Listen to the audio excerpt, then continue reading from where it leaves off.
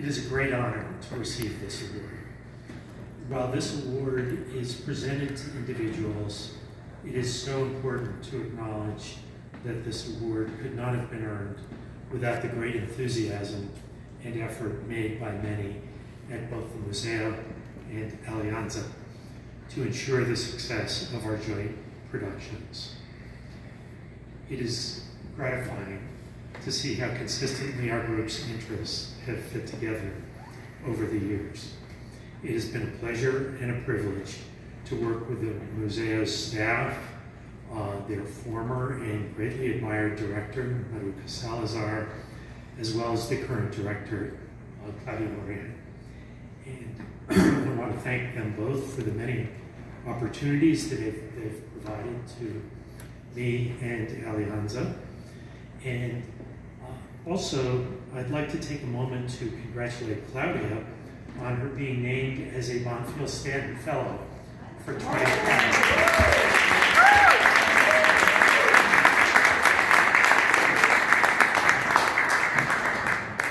This is a great award that's given to 5 people each year, and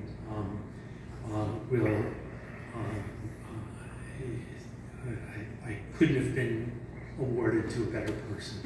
Thank you. I also want to thank my wife and inspiration, Boo, for her many contributions to our various social events here at the Museo and with Alianza.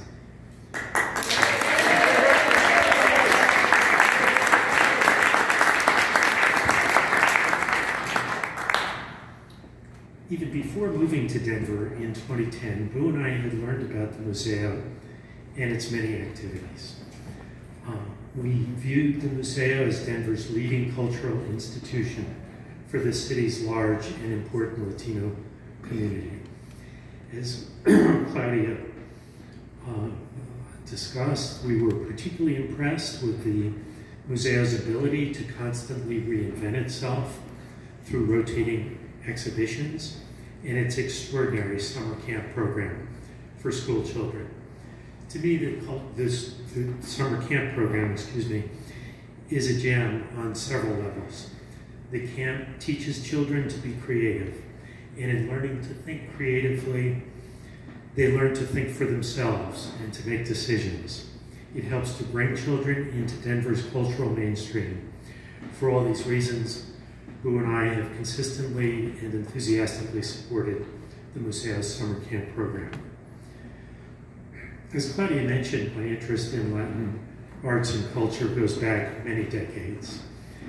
And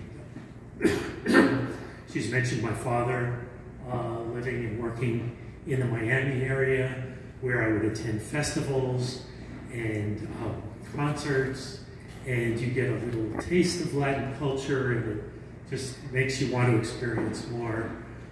That led to travel, and some of my greatest memories are traveling in Latin America, visiting the pre-contact culture sites, the archaeological sites. Probably Palenque is my favorite memory of it's a white city built on a hillside with the jungle and the mist and the howler monkeys that sound like lions in the trees, and you really feel like you're a time traveler when you're there. And just a pretty little town. And Copan was spectacular. The Copan Park has often been called the Paris of Mesoamerica because of the beauty of the architecture and the intricacy of the artwork. And as part of the park, there are macaws living in the trees that fly back and forth as you visit, and you can see how the inhabitants developed their own water and sanitary systems. The cities were so advanced. And Tikal, which has been described as the New York of Mesoamerica, with its towering pyramids. And I remember the wildlife there was spectacular, especially the Oreopondylas, which are large birds similar to Baltimore Orioles and similar to nests that hang down 2 feet from the trees.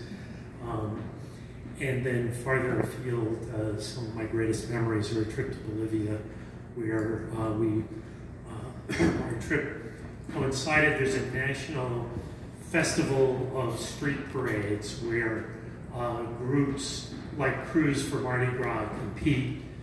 Every night there's a parade with beautiful outfits and music and noise and noise and noise. And